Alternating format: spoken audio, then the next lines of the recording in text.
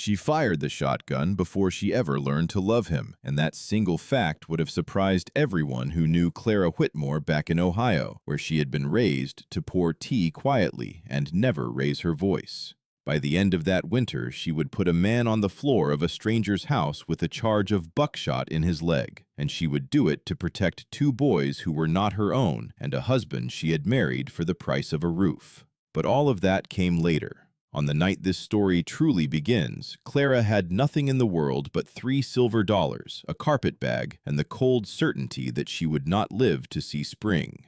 The wind came down off the Wyoming foothills like it had a grudge against everything that breathed, carrying snow that wasn't soft at all, but hard little needles that found the gap at her collar and the thin spot in her shawl where she'd mended it twice already.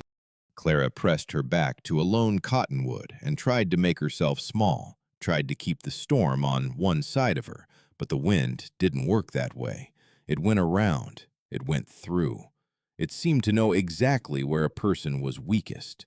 25 years old, she thought, and not one soul in the territory who would notice if I simply stopped walking. The idea didn't even frighten her the way it should have. It just sat in her chest, heavy and quiet, like a stone dropped into a deep well. 3 days ago, she had been Miss Whitmore, the schoolteacher of Dry Hollow. Respected, if not wealthy.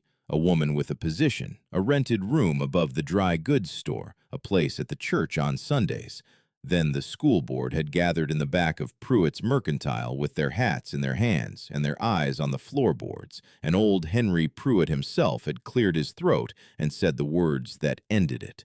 Territory I'm can't sorry, carry Clara, a I teacher can't through extend the any winter, more Miss credit. Whitmore. Funds are short, railroads slow in coming, and without the railroad there's no money moving, and without money moving there's no salary for a teacher. We're sorry. They had all looked sorry. Sorry didn't keep the snow off a person. The room had gone with the position, of course. The widow Tisdale needed it for a paying boarder, a freight agent passing through, and she had explained this to Clara with a softness in her voice that was almost worse than cruelty would have been. Clara had packed her 3 dresses and her small box of books and her mother's hairbrush, and she had walked out into a sky the color of a bruise, and she had kept walking because she did not know what else a person was supposed to do. There was no going back east. The family farm in Ohio had been sold to settle her father's debts 2 years past, every acre and every animal, and the man she had once expected to marry, Edward Garrow of the Garrow Brickworks, had made it plain in a letter she still had not torn up that a penniless schoolteacher was no longer a suitable match for a man of his ambitions. He had wished her well. He had used those exact words. She had read them so many times the paper had gone soft as cloth.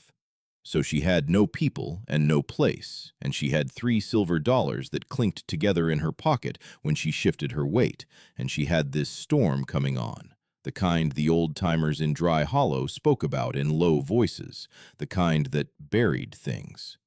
She had heard the stories every settler tells, the ones found come thaw, sitting upright against a fence post as if they'd only stopped to rest, frozen through and gone. The thought of it made her stomach clench in a way that had nothing to do with how long it had been since she'd eaten. Through the swirling white, she could just make out the iron gates of a ranch she knew by reputation. Everyone in Dry Hollow knew the Reeves spread. Biggest in 3 counties, they said. Cattle by the thousands, a house with real glass windows and a staircase that curved like something out of a picture book. She had seen the owner in town once or twice, a tall man, broad through the shoulders as a barn door, with eyes the cold gray blue of the winter sky.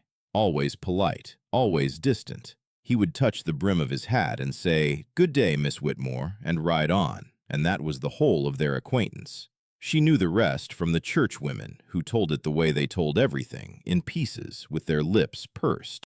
Jonah Reeves had lost his wife 2 winters back, lost her in childbed along with the daughter that never drew breath, and he had been raising his 2 boys alone ever since. It isn't natural, the women would murmur over their needlework, a man tending babies and running cattle both. Not one of them had done much about it beyond leaving a covered dish on his porch now and then.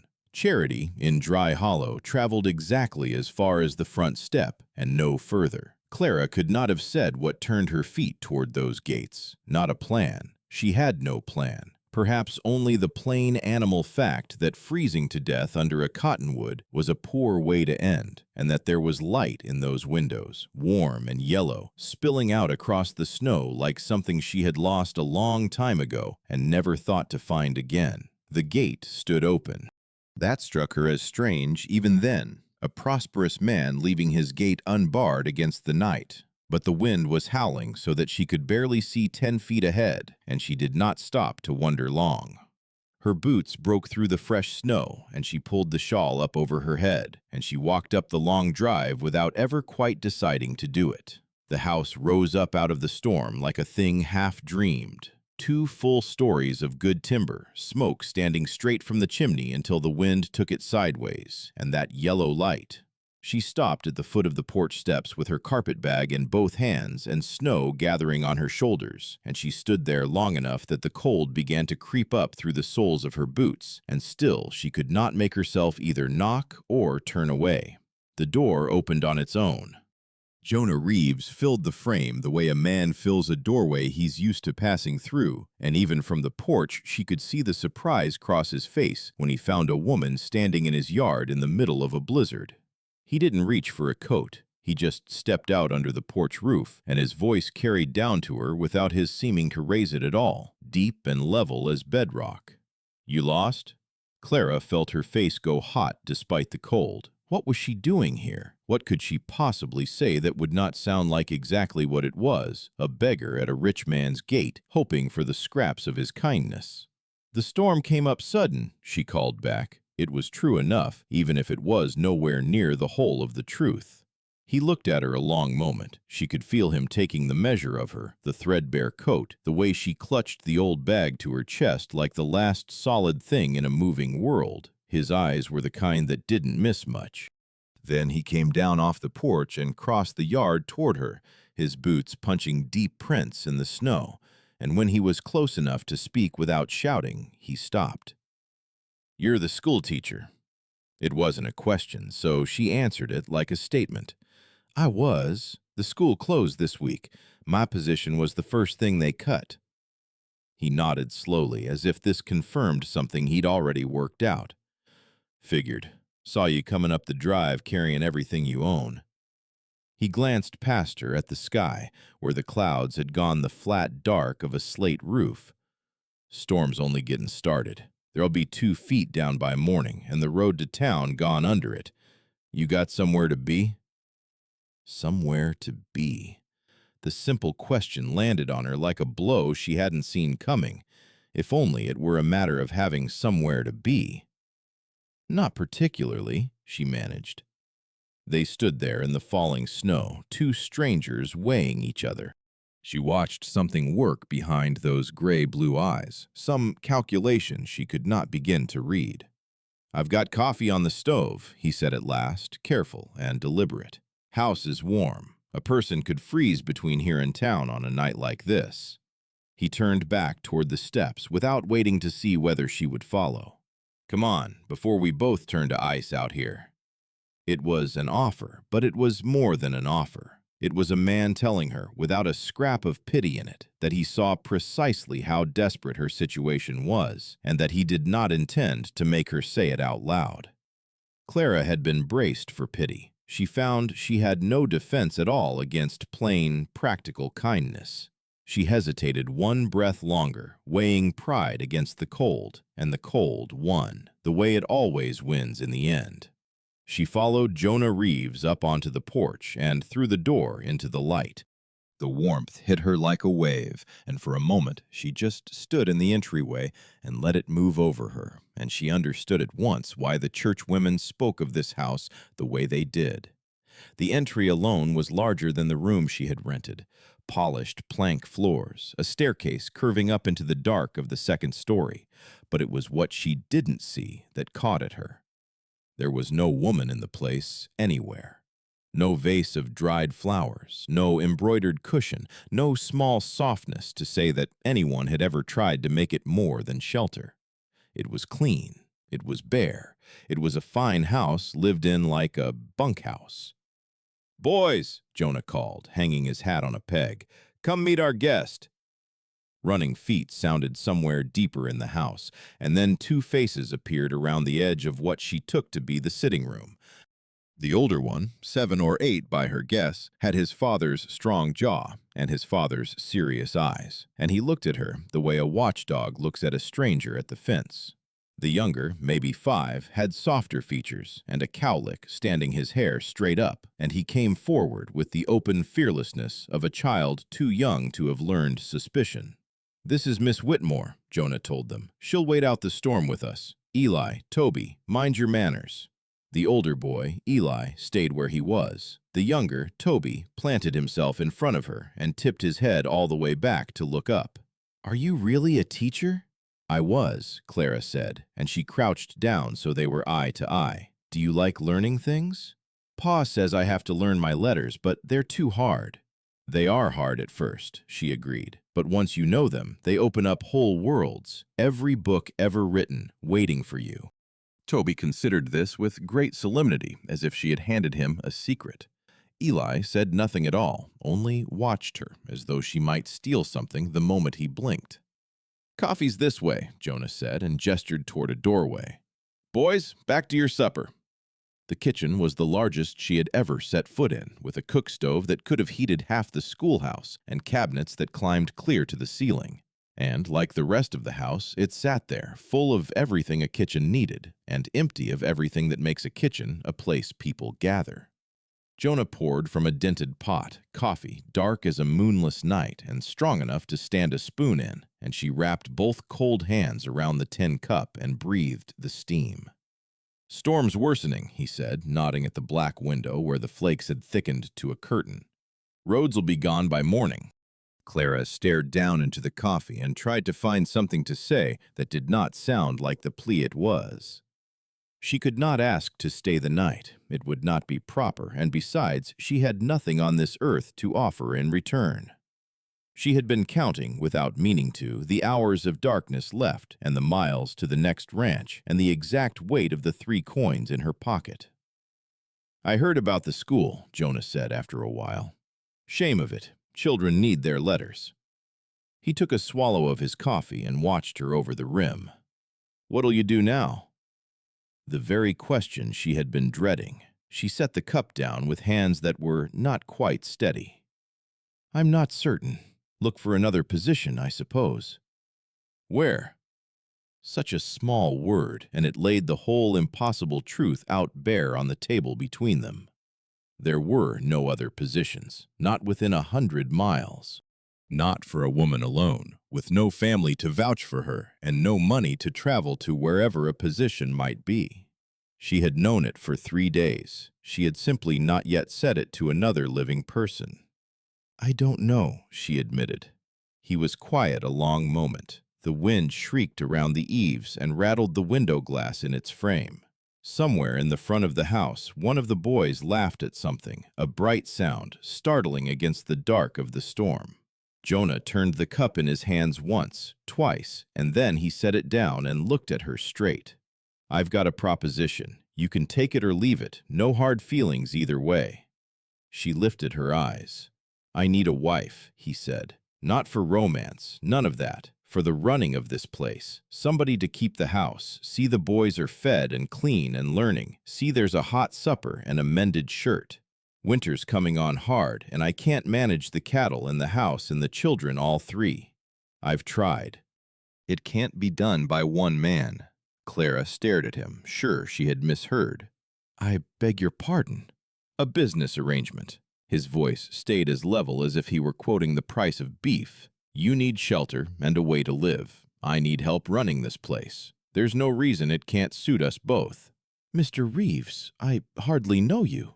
"What's to know? I'm a sober man. I pay what I owe, and I keep my word. I've never raised my hand to a woman or a child, and I never will. I own this land free and clear, and there's money in the bank in Cheyenne. You'd want for nothing a body needs."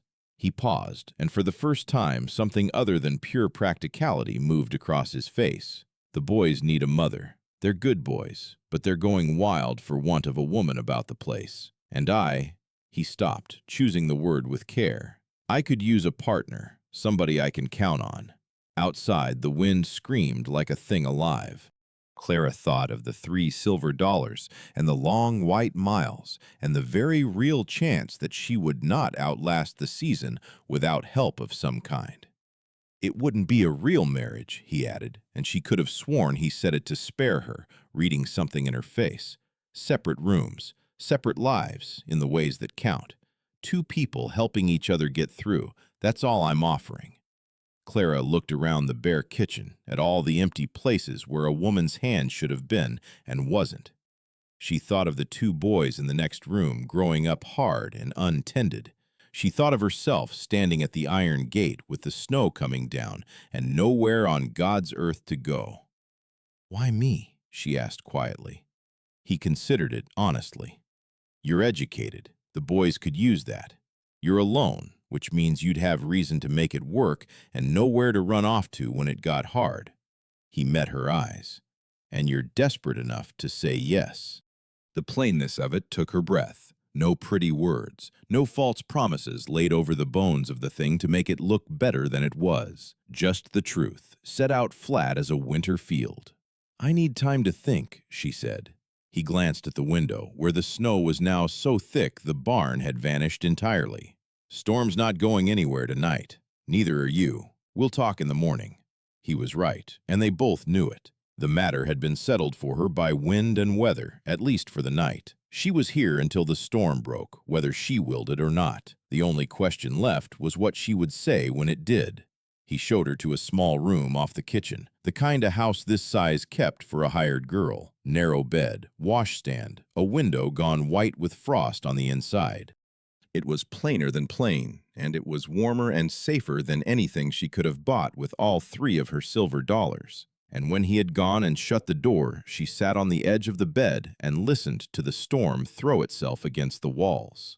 She tried to picture the life he was offering, rising before dawn to cook for a man who didn't know her middle name, washing and mending and minding two boys who might never look at her as anything but the stranger their father brought in out of the snow, living as a guest, more or less forever, in a house that would never truly be her own. And then she made herself picture the other thing, the cold, the hunger, the fence post come spring. Some choices, she was learning, were not really choices at all. She pulled the quilt to her chin and lay listening to the wind, and at some point, without meaning to, she slept. Morning came gray and silent, with the particular stillness that only follows a true storm, the world holding its breath. Clara woke to the smell of coffee and frying bacon and the sound of boots crossing the kitchen floor, and for one soft moment she did not know where she was.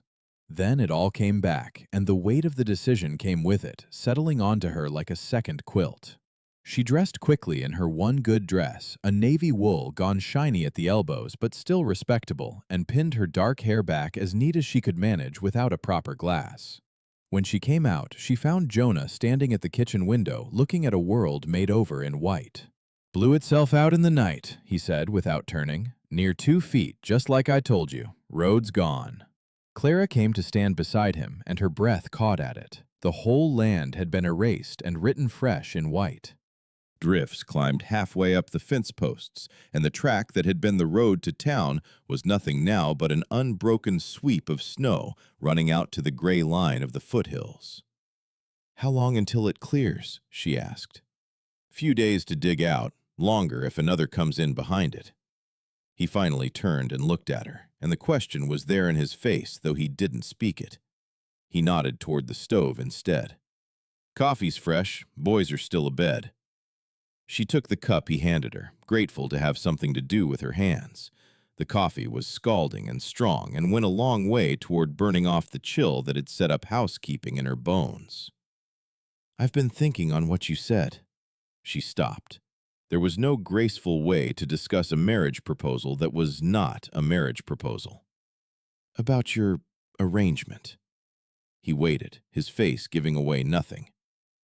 "I need to understand what you're truly asking. You say the boys need a mother. What does that mean exactly?" "What would you expect of me?"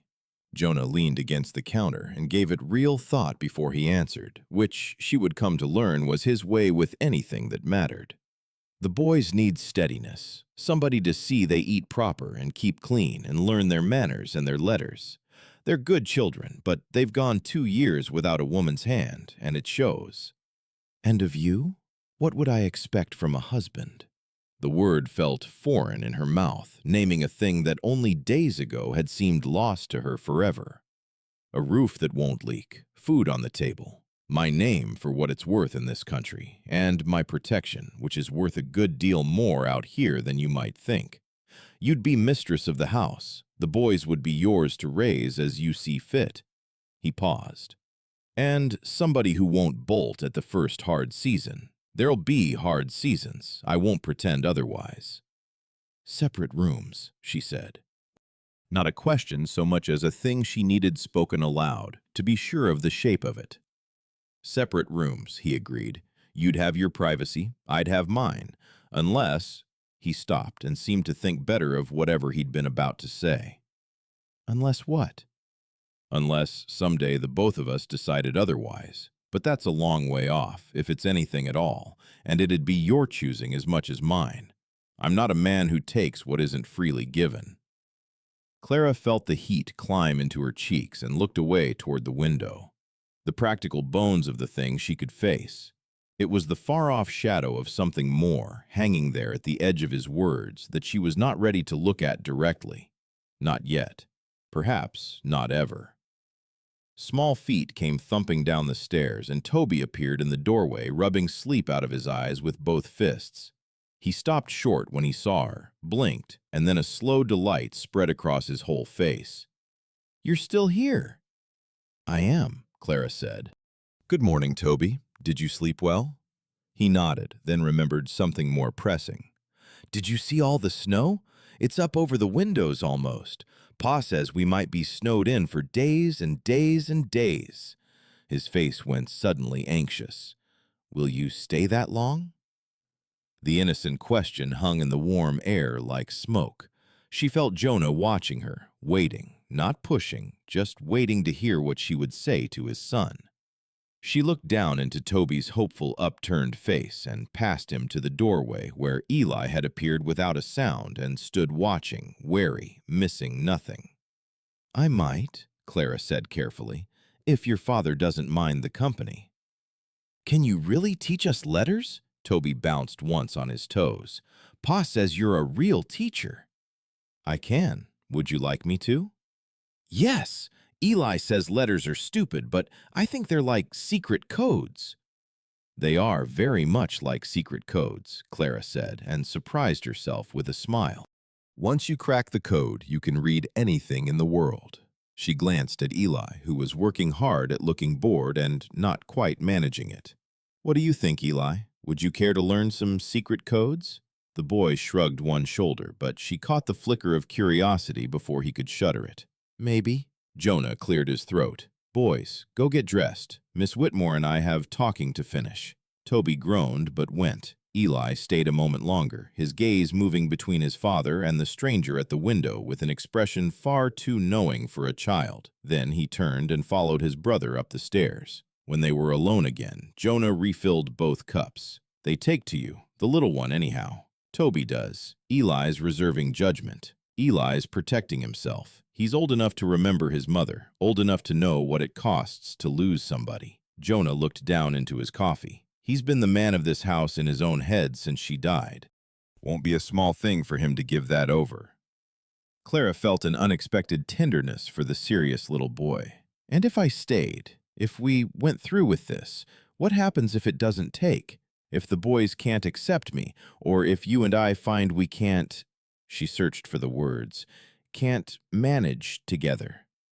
He was quiet a while. When he spoke, it was careful and measured, the way she would come to know he spoke about anything that frightened him. "I suppose we'd sort it out if it came to that. But I'm not a man who quits easy, and I don't believe you are either, or you'd not have lasted this long on your own." It was not exactly a comfort, but it was honest, and she found she valued the honesty more than she would have valued some pretty reassurance that might turn out to be a lie. "The town will talk," she said. "The town always talks. The only question is whether you care what they say." Clara had cared what people said her whole life. It was what proper women did. But proper women did not generally find themselves penniless and homeless with a Wyoming winter bearing down.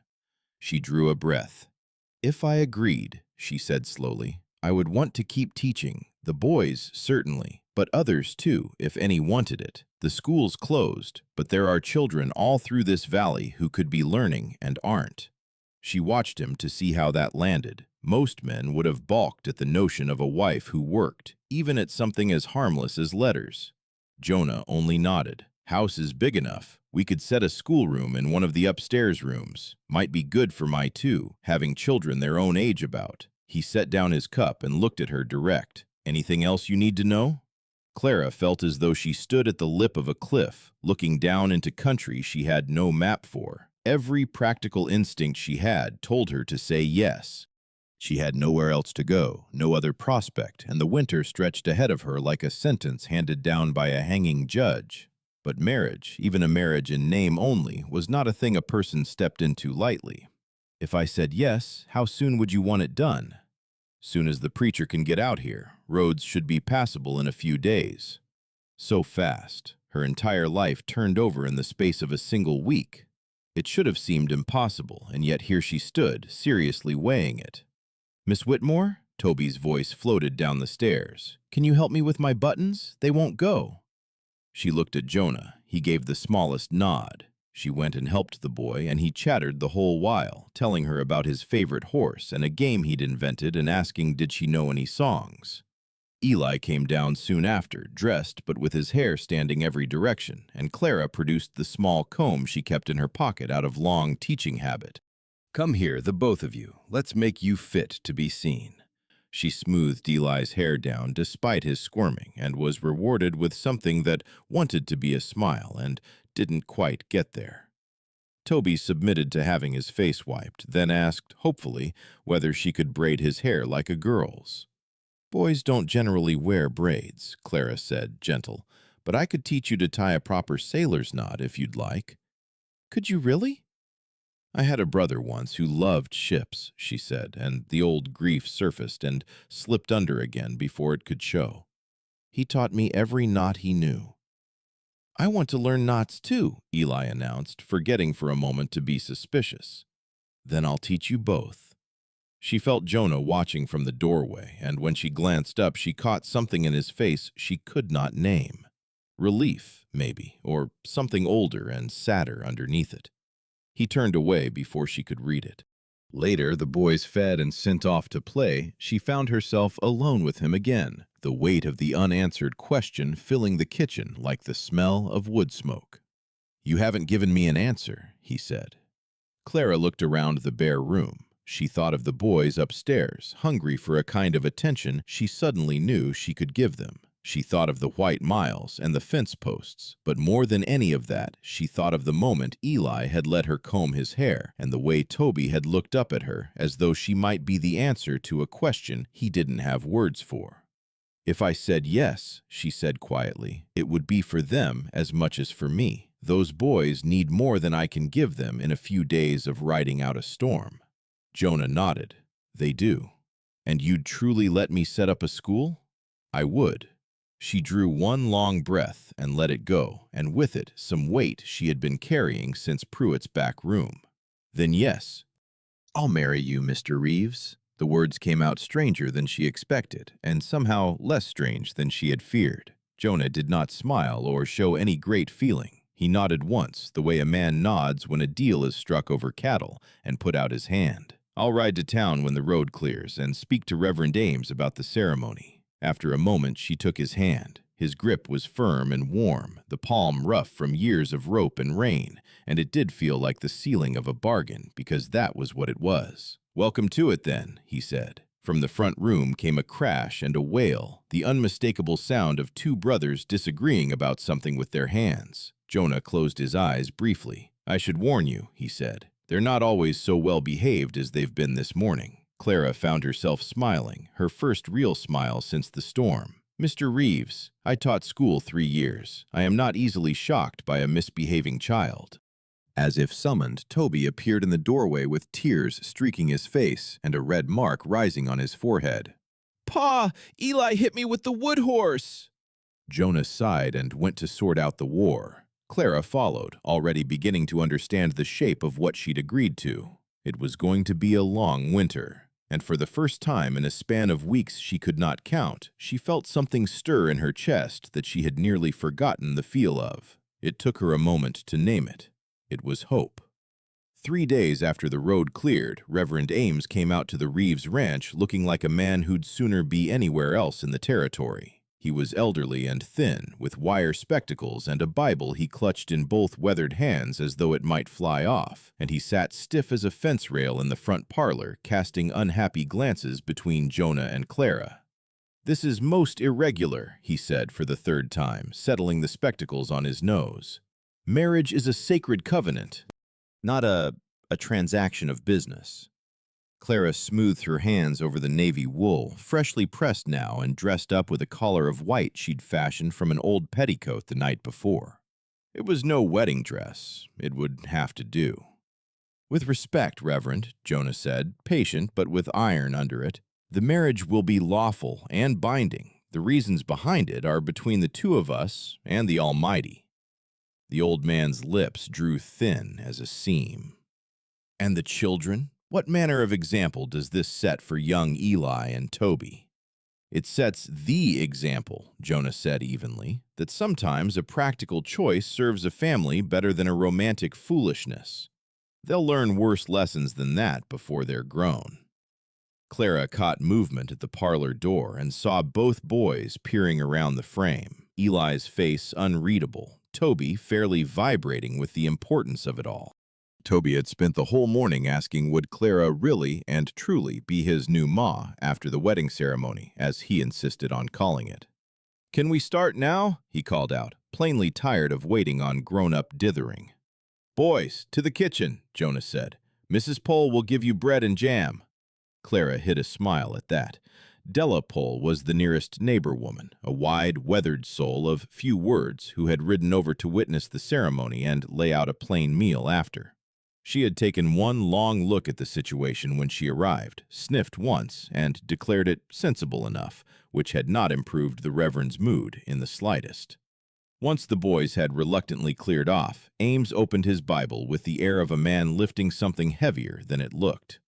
"Very well, but I'll have it understood I perform this because you have asked it of me, not because I countenance the circumstances." "Understood," Jonah said. The ceremony was mercifully brief. Clara repeated words that felt borrowed from someone else's mouth, promising to honor and cherish a man she had known 8 days.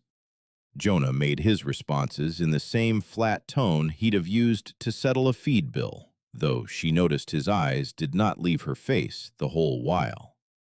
When Ames pronounced them husband and wife, there came an awkward silence, the old man plainly expecting the groom to kiss his bride. Jonah looked at Clara, a question in it.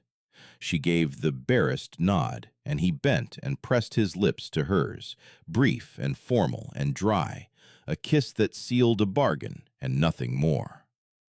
"Well," said Della Pole, brisk and bright as the Reverend snapped his Bible shut.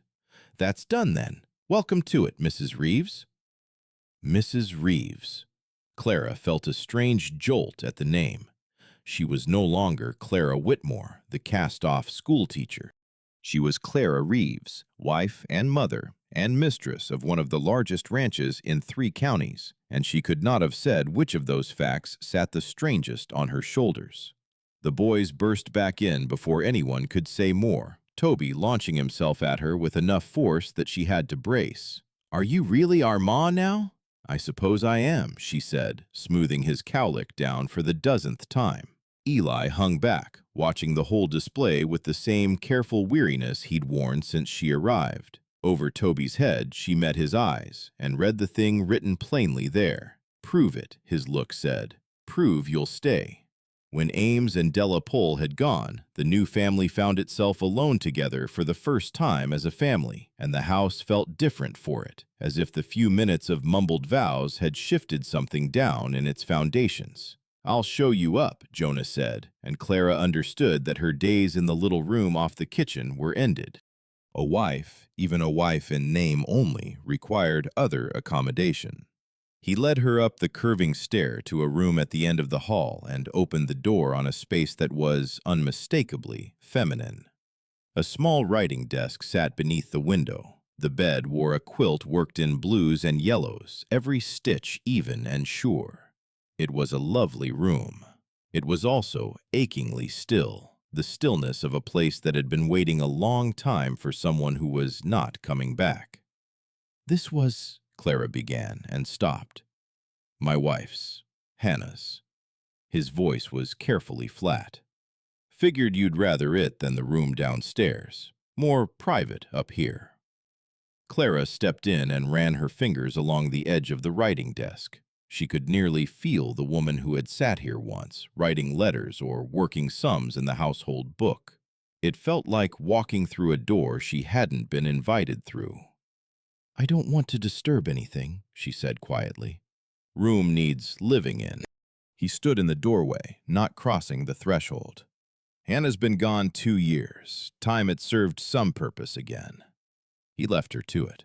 Clara stood a while in the center of the room, taking the measure of her new life. This was her place now, her one small sanctuary in a house full of people who were, on paper, her family and, in truth, near strangers. She unpacked her few things, hanging her plain cotton and wool beside dresses that had belonged to another woman, silk and fine wool, cut by a hand that knew comfort, that spoke of a life with money in it.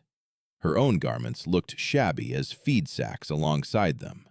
From the window, she could see the barn and the corral where a few horses stood nose down in the snow, and beyond that, the land running out flat and white to the distant foothills. It was beautiful in a hard, unforgiving way. It was also, she understood looking at it, terribly isolated. Out here, a family had no one to lean on but itself. Whatever came, they would meet it with what they had under this one roof and no more. A soft knock came at the door. "Come in," she called. Toby's head appeared. "Pa says supper's ready. He made beans and bacon. He always makes beans and bacon." Clara smiled. "That sounds fine. I'll be right down." The kitchen, when she came to it, had been changed. Someone, Della Pole, before she left, surely, had set the table with proper dishes and found a jelly jar to hold a few sprigs of dried sage and the last brittle wildflowers of the autumn. A small thing, it made the bare room feel, for the first time, like a place where people sat down together. Jonah was at the stove, sleeves rolled, dishing up the plain meal with the ease of long practice.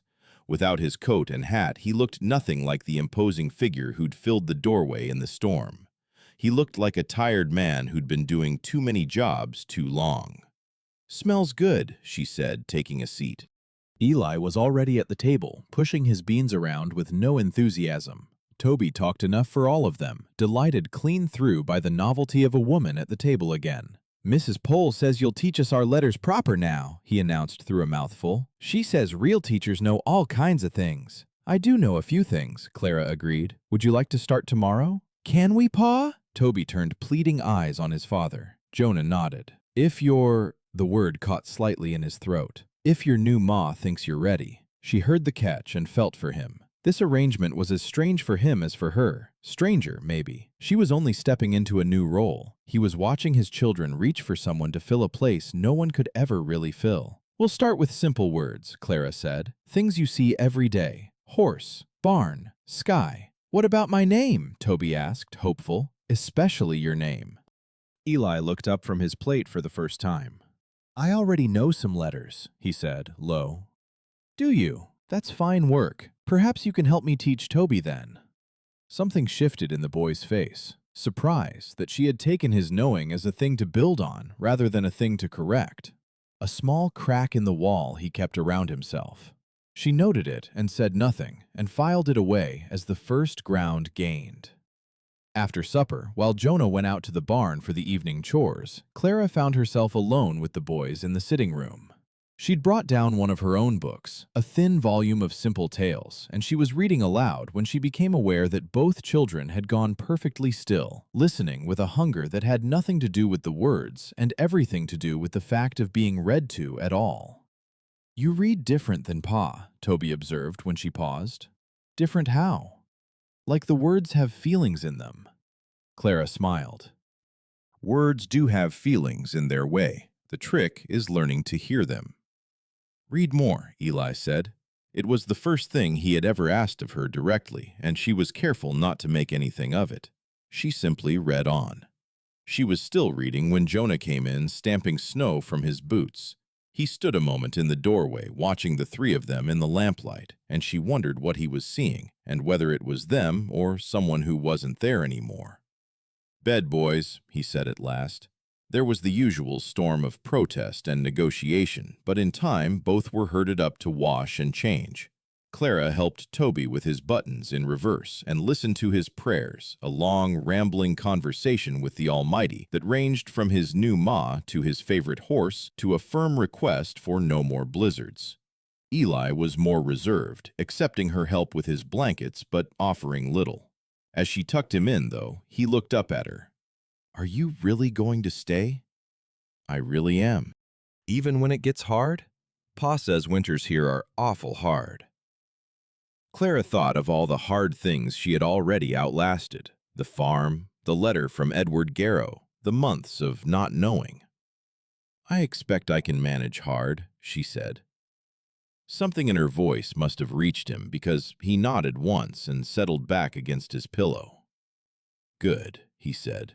And that was all. Downstairs, she found Jonah at the dishpan and, without a word, picked up a towel and began to dry. They worked in a silence that was, to her surprise, not uncomfortable. "They take to you," he said after a while. "Toby does. Eli's still deciding." "Eli's been the man of the house too long, forgotten how to be a boy." Clara dried a plate slowly. "Maybe that's not all bad. Children who grow up fast often make strong adults." "Maybe. I'd just as soon he had some boyhood left, if there's any to be had." It was the most personal thing he'd said to her, this plain wish for his son's happiness, and she felt something warm unfold in her chest. Not romance, something more like the first thread of partnership, the sense that the two of them might actually manage this between them. "I'll do what I can to help with that," she said. He nodded and hung the dish rag to dry. "I'm up before dawn. Cattle need checking, and there's fence down on the north line before the next storm hits. What time will breakfast be? 5:30 suit you?" "It does." "The boys?" "Around 7. Toby likes his eggs soft. Eli likes his hard. They'll both eat anything sweet you set in front of them till they're sick, so don't let them." These small domestic facts felt at once ordinary and enormous. She was learning the rhythm of her new household, the little preferences and habits that would shape the run of her days. "I'll remember," she said. He seemed to catch himself then, giving instructions like she was hired help instead of his wife, and he paused and looked at her square. "Clara, Mrs. Reeves, this is your house too now. You don't need my leave to change a thing or do what you judge best." It was a generous thing to say, and she felt the worth of it more than she could put words to. "Thank you. That means a good deal." They stood a moment in the kitchen, two people newly bound by law and weather, neither quite sure how to cross the rest of the distance. Then Jonah cleared his throat. "I'll let you get settled. Tomorrow's long."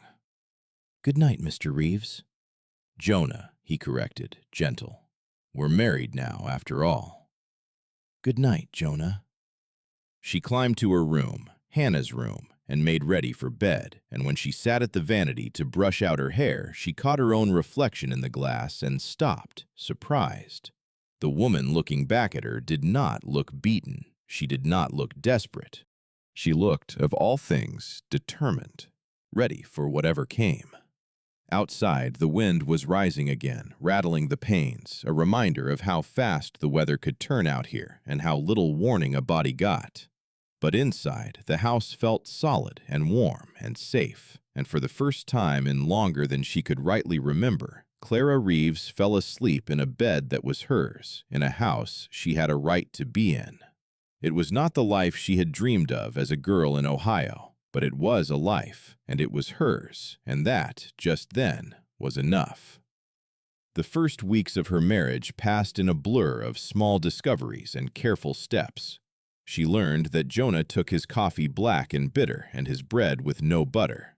She learned that Toby was frightened of thunder, but not of blizzards, which made no sense and needed none. She learned that Eli had taught himself to read the labels on the tinned goods in the pantry, sounding out peaches and beans and condensed milk in the dark when he thought no one knew. She learned which board in the upstairs hall would groan and wake the boys if she trod on it wrong, and how to coax the temperamental damper on the stove, and the exact set of Jonah's shoulders that meant the cattle count had come up short again. What she did not learn was anything of substance about the woman whose place she had taken. Hannah Reeves stayed a closed door. Her dresses still hung in the wardrobe, her hairbrush still sat on the dressing table with a few strands of dark auburn caught in the bristles, but no one spoke of her, not the boys, not Jonah, as if the household had agreed that to name the dead would make Clara's presence less real, less permitted. It was a stranger in the end who first cracked that silence, though not about Hannah. Jonah had ridden to Dry Hollow for supplies, taking Eli with him, and he came back later than he'd meant to, with a line between his brows that hadn't been there at breakfast. Clara had supper warming and the table set, and she knew the look well enough by now not to ask straight off. She waited until the boys were occupied and the coffee poured. "Something's wrong," she said, not a question. Jonah turned his cup a slow half-circle on the table. "Man in town today. Well-dressed, Eastern cut to his coat. Said he was a cattle buyer." He frowned. Asked a lot of questions for a cattle buyer. Who owned which sections, how many head each outfit was running, how many hands, where the railroad survey was likely to run its line. "Is that so strange? A buyer would want to know the country." "A buyer wants to know the price of beef and the weight of a steer. He doesn't want to know how many men I've got to defend my land, or which way the rail line's leaning." He took a swallow. Pohl said the same fellow was out his way last week, and the Vance place up north's lost cattle. 40 head, just gone. No broken fence, no bodies. Wolves don't drive a herd off neat and leave the wire cut clean. A small, cold thing settled in Clara's stomach, having nothing to do with the February dark beyond the window. She had heard the stories, everyone had, of families ruined by organized men who could melt away into the country with a stolen herd and leave nothing behind but tracks and grief. "You think someone means trouble," she said. "I think someone's taking a careful measure of this whole valley," Jonah said, "and I don't much like being measured." He didn't say more, and she didn't press. But that night she lay awake longer than usual, listening to the wind, thinking that she had come all this way looking for one thing above all others, which was safety, and wondering whether such a thing existed anywhere at all, or whether she had only traded one kind of weather for another. In the morning, Jonah rode the north line himself and came back to report the fence sound and the cattle accounted for, and for a few days the unease loosened its grip and ordinary life closed over it. There was teaching to do. Clara had cleared the largest of the upstairs rooms and set it up plain but proper. A long table Jonah and his man Reuben had carried up, a slate she'd salvaged from the shuttered town school, the few books she owned ranged on a shelf like treasure. She started with Eli and Toby, and within a week, 2 more had joined them, children from the Pohl place driven over each morning by their mother, who had let it be known around the valley, in her flat, unsmiling way, that the new Mrs. Reeves was teaching letters out at the ranch, and that any family with sense would send their young ones along. It was Della Pohl, blunt as a fence post, who first warned Clara what Sunday would bring. "They'll talk," the woman said, watching her own 2 children bend over their slates. "Churchwomen. They'll want to see how you carry yourself. Margaret, Hannah, beg pardon, I always—" She shook her head. Hannah Reeves was a kind of a queen to them, ran the socials, led the auxiliary, sat up nights with every sick child and laboring mother in 20 miles. "They've half made a saint of her since she passed. You'll be measured against a saint, and there's no winning that, so don't try." "What should I do instead?" Clara asked. Della Pohl considered it. "Be exactly what you are, and let them choke on it if they care to. The honest ones will come around. The The rest never come around about anything. She gathered her children's things. Wear your good dress and keep your chin up, and don't apologize for being alive. That's my whole counsel, and it's free. Clara thought about that warning all the rest of the week, turning it over while she kneaded bread and heard the boys' letters, and lay awake in Hannah's bed in Hannah's room with Hannah's dresses hanging an arm's length away. She thought she had braced herself for it. She had not braced herself nearly enough. The road to Dry Hollow had frozen overnight into hard ruts, and the wagon jolted over them so that Toby, riding in back with Clara, kept up a running commentary of delighted complaints.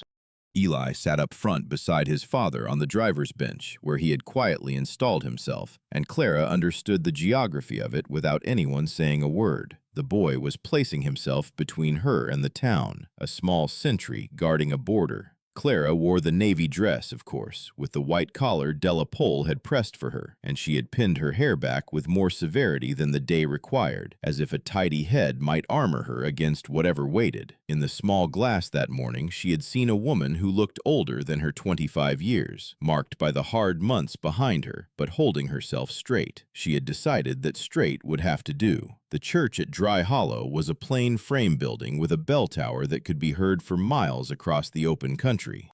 As their wagon came up, Clara could see other families arriving, breath clouding in the cold, greeting one another with the easy ease of people who'd known each other all their lives, and most of their parents' lives besides. She watched the greetings the way a traveler watches a fire from outside a window. The talk did not stop when the Reeves wagon pulled up. That was almost worse. It dropped to a murmur, a low hiss carrying on the cold air, and Clara felt every eye find her as Jonah handed her down. She heard the shape of the words without quite making them out. Quick work. Margaret not cold in her grave. Schoolteacher landed herself a prize. She kept her chin level and took Toby's mittened hand and walked toward the doors at Jonah's side, and the little crowd parted before them and closed again behind, the murmur rising up in their wake like water filling a wagon track. Inside, the scrutiny was worse for being silent. She felt the eyes track them up the aisle to the Reeves pew, the same pew, she would learn, where Hannah had once sat with a baby on her knee and sung the hymns in a voice people still spoke of. Clara settled herself between Jonah and Toby and fixed her gaze on Reverend Ames and his sermon, which was, with an irony she was too tired to enjoy, about charity and the loving of one's neighbor and the casting of the first stone. It was after, in the churchyard, that the real trial came. The congregation gathered for its weekly hour of visiting, and Clara found herself the center of an attention she had never wanted and could not escape. A woman came toward her first, narrow and well-dressed, with a smile that stopped well short of her eyes. The banker's wife, Clara would learn, a Mrs. Cobb. "Mrs. Reeves," she said, tasting the name, "and how do you find married life? Quite a change from the schoolroom, I should think." "A change, yes," Clara said, "but a welcome one." "I'm sure. Such a fine house, and the security of it, to marry so well, and so very soon." The weight she put on security left no doubt what Mrs. Cobb believed about Clara's reasons. Other women drew in around them, drawn by the scent of it the way cattle drift toward open feed. "It must be such a trial," said another, with a sympathy thin as creek ice, "stepping into dear Hannah's shoes. She was so beloved, you understand, by everyone." Hannah was clearly a remarkable woman, Clara said. The boys speak of her with great love. "Oh, more than remarkable," a third woman, older, leaned in with the relish of someone laying down a winning card. "A saint, near enough. When my youngest came, Hannah Reeves sat with me 3 nights running, never closed her eyes, brought broth to every sickbed in the valley, led the auxiliary, ran the Christmas socials, started a lending shelf of books at the back of this very church." The others nodded along, their voices taking on the hushed, reverent note people save for the genuinely dead and the genuinely sainted. "Such shoes to fill," the woman finished, and looked at Clara to watch her fail to fill them. And Clara understood exactly what was being done. She was being weighed against a woman who could no longer disappoint anyone, a memory polished smooth by grief until it threw back only flattering light. There was no winning it. If she tried to be Hannah, she would fall short and be despised for it. If she declined to try, she would be called cold and grasping. Either road led to the same place. So she did not take either road. Clara let the silence sit a moment longer than was comfortable, until the women began to glance at one another, and then she spoke, and she made her voice carry just far enough. "I think," she said, "that you must all have loved her very much to remember her so clearly. That speaks well of her. It speaks well of you." She looked from one face to the next, unhurried, and there was no edge in it that any of them could later complain of, only a plain and level warmth. "I never had the privilege of knowing Hannah Reeves. I won't pretend to it, and I won't pretend to be her, because that would dishonor her memory and insult your good sense both. I can only be myself. What I can promise you is this. Those two boys are fed and warm and learning their letters, and they are loved. Not in her place, but in my own. I'd hoped this valley loved them enough to be glad of that, however it came about. I find that I was right to hope." It was not a challenge. That was the whole of its strength. There was nothing in it for them to push against, no boast to puncture, no claim to Hannah's crown that they could knock from her head. She had simply set the dead woman gently to one side, honored her, and stepped around her into open ground of her own. And she had done it in front of half the congregation in a voice they could not call anything but gracious. Mrs. Cobb's smile faltered at the edges. "Well," she said, "of course the children's welfare is the chief thing." "It is," Clara agreed. "I'm glad we're of one mind." A heavy quiet held for a breath. Then Della Pole, who had drifted up to the edge of the circle with her arms folded and a look on her face that dared anyone to say otherwise, gave a short nod. "Well said, and true. I've seen those boys twice a week since the wedding, and they're thriving, which is more than I can say for half the children in this yard." She let that sit. "Mrs. Reeves is teaching 4 of them their letters now, mine among them, and not charging a cent for it. Seems to me that's the sort of good work this valley used to set such store by." It was not the children who saved Clara that morning, though they would have leapt to it gladly. It was the plain truth, spoken plainly, and an older woman willing to back it. Around the circle, Clara saw a face or two soften.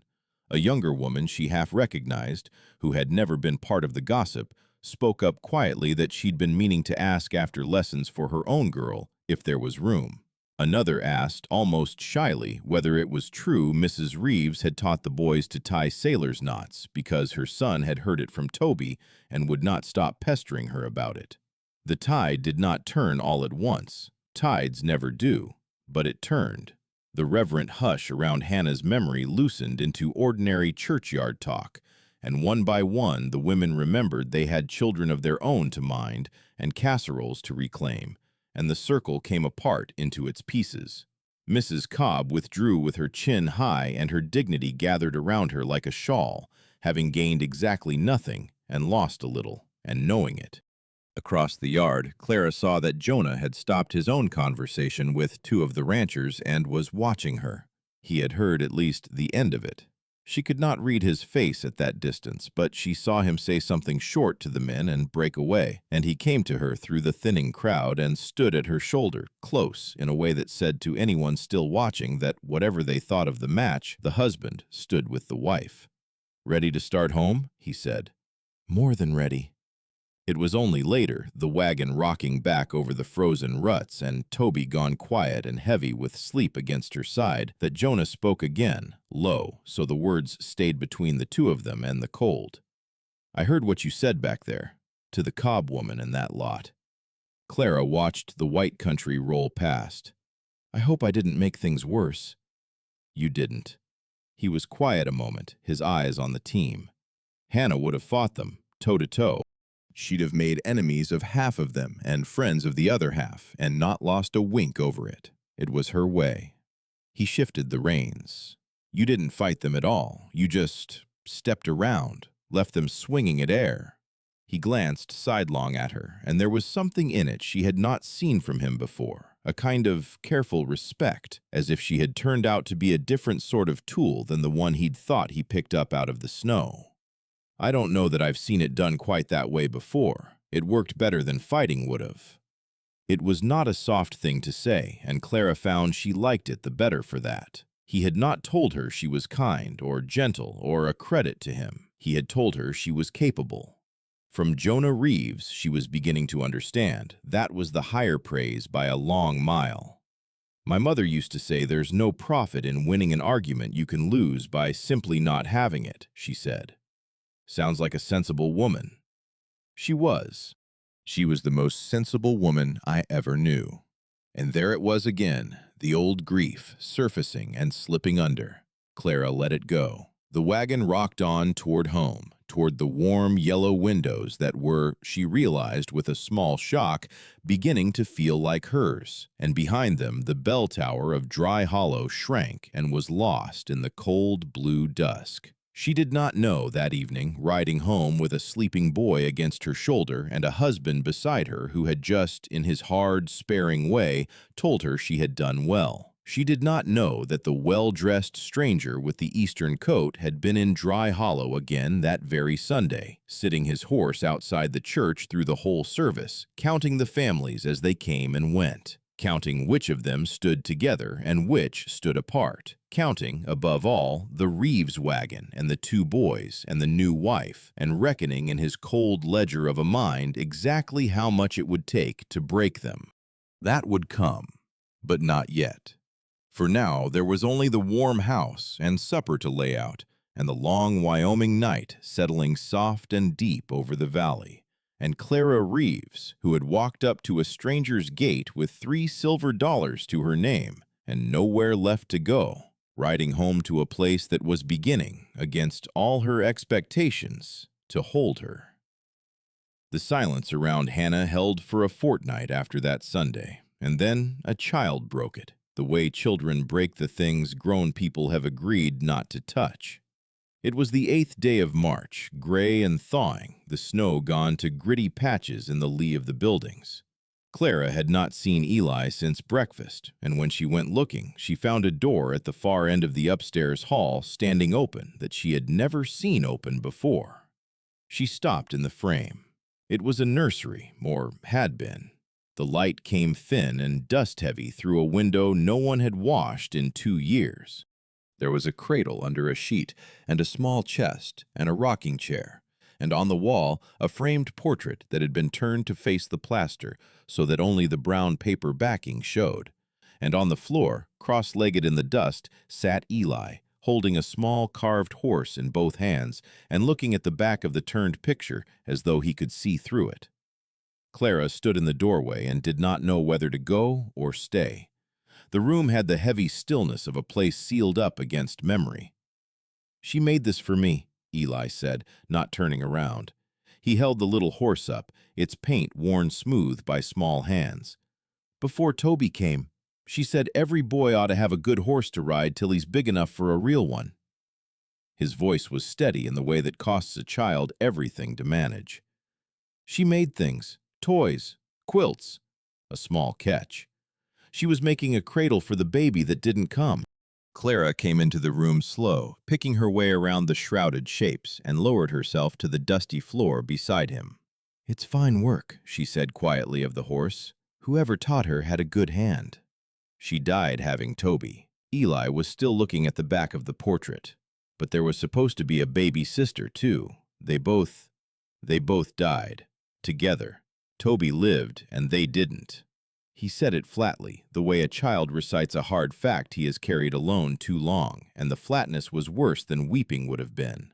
Clara felt her throat close. She had known Hannah died in childbed. She had not known about the second child, the twin loss, and it explained a great deal at once. The depth of the quiet around the dead woman, the extra weight of grief the boys seemed to carry like a coat too big for them, the particular bleakless way Jonah had of not speaking her name. "I'm so sorry," Clara said. "That must have been a terrible thing to be near, for a boy." Pa cried. Eli whispered it like a confession to a crime. "I wasn't supposed to see. I was supposed to be in bed, but I got up and the door was open and he was holding her and he was crying like the whole world had ended. He finally looked at Clara and his eyes were dry, which was the most frightening part. I never saw Pa cry before, or since, just that once. Clara thought of Jonah as she had come to know him, steady and walled up and unwilling to spend a word he didn't have to, and tried to set that beside a man broken open over a body in a lamplit room and could hardly hold the two pictures in her mind together. Sometimes, she said carefully, the strongest people are the ones who only let themselves break once, because they know if they did it more often, they'd never get back up. That's not the same as not feeling it. It's almost the opposite. Eli considered that with the gravity he brought to everything. Then, slowly, he reached up and turned the portrait around. A woman looked back at them out of the dim light. Dark auburn hair, kind eyes with the lines of easy laughing around them. A baby, Toby, surely, on her knee, and a smaller, prouder Eli standing at her side with his hand on the arm of her chair. She was handsome in a warm, unfussy, capable way, with strong, work-roughened hands folded in her lap, a woman you would want beside you at a sickbed or a birthing or a hard year. She looks like someone who gave good hugs, Clara said. She did. She smelled like bread and lavender water, and she always had time. Eli's voice went wistful and very young. Even when she was busy, she'd stop and listen to a whole long thing about nothing. He was quiet, then asked in a smaller voice still, "Do you think she's up in heaven watching us?" "I think," Clara said, choosing each word as if she were stepping on river stones, "that if she is, she'd want most of all to see you and Toby happy, growing up strong, growing up good." "But what if she doesn't like that you're here?" The question came out in a rush, the thing under all the other things. "What if she thinks you're trying to take her place? What if she's mad?" It struck Clara square because it was her own fear, the one she had not let herself put into words, that she was an intruder in a dead woman's house, that her every kindness to these boys was somehow a theft, that the lavender and bread woman in the portrait would look down and see a usurper at her table. "I'm not trying to take your mother's place, Eli," Clara said, and she found that saying it to him made it true in a way it hadn't quite been before. "No one could. I wouldn't want to even if I could. That place is hers, and it stays hers. But hearts aren't like a chair, where if one person sits down, another has to get up. A heart can hold more than one. Your mother for the love you'll carry your whole life. That's hers, and nobody touches it." And then maybe a little room separate for whatever you and I build that's only ours. Two different things. They don't crowd each other out. Eli studied her face for a long moment with those two old eyes. "You promise you won't go, even when it's hard?" "I promise." He weighed it the way he weighed everything, and then he rose and set the little horse carefully on the chest where it could watch over the room and turned the portrait back to face out instead of to the wall. "Toby doesn't remember her," he said. "He was too little, so I tell him things sometimes, so he won't forget her face." He swallowed. Could you maybe let me tell you about her sometimes? I'd like somebody grown to know, so it's not just me carrying it." "I would be honored," Clara said, and meant it past the bottom of her. For the first time since she had set foot in the house, Eli smiled at her without holding any part of it back. They left the nursery together, and Clara carried the weight of what she'd learned down the stairs with her. That night, after the boys were abed, she found Jonah at the desk in his study, working the account books by lamplight, and she stood in the doorway until he looked up. "May I?" He set down the pen, surprise crossing his face. She rarely troubled him in the evenings, both of them keeping to the unspoken edges of their arrangement. "Course." She sat in the chair across the desk and did not know quite how to begin, so she began plainly. "Eli showed me the nursery today. He told me about the baby. The sister." The pen, which he had picked back up out of habit, went still. When he looked at her, his face had gone carefully, deliberately blank. "He's not to be in that room. I've told them both." "He misses her, Jonah. He misses them both. And he's been carrying it mostly alone, telling Toby stories so the boy won't forget a face he never really saw." The past is the past. Jonah's voice came clipped. No good comes of living in a room with a dead woman. But Clara could see what the flatness cost him, the set of his shoulders, the way his hand had closed too hard around the pen. Forgetting isn't the same as healing, she said gently. I'm not asking you to live there. I'm saying the door shouldn't be nailed shut either. The boys need to know it's safe to remember her out loud. Right now, they've learned it isn't. And what would you have me tell them? The words came out with a heat she'd never heard from him. That their mother was good and gentle and worth 10 of anything I can give them now? That every morning I wake up knowing I'm the reason she's in the ground? The raw turn of it caught her off guard. She had never seen him drop the careful guard so far. You didn't put her there. Didn't I? He set the pen down. She wanted the babies born at home. There were doctors in Cheyenne, good ones.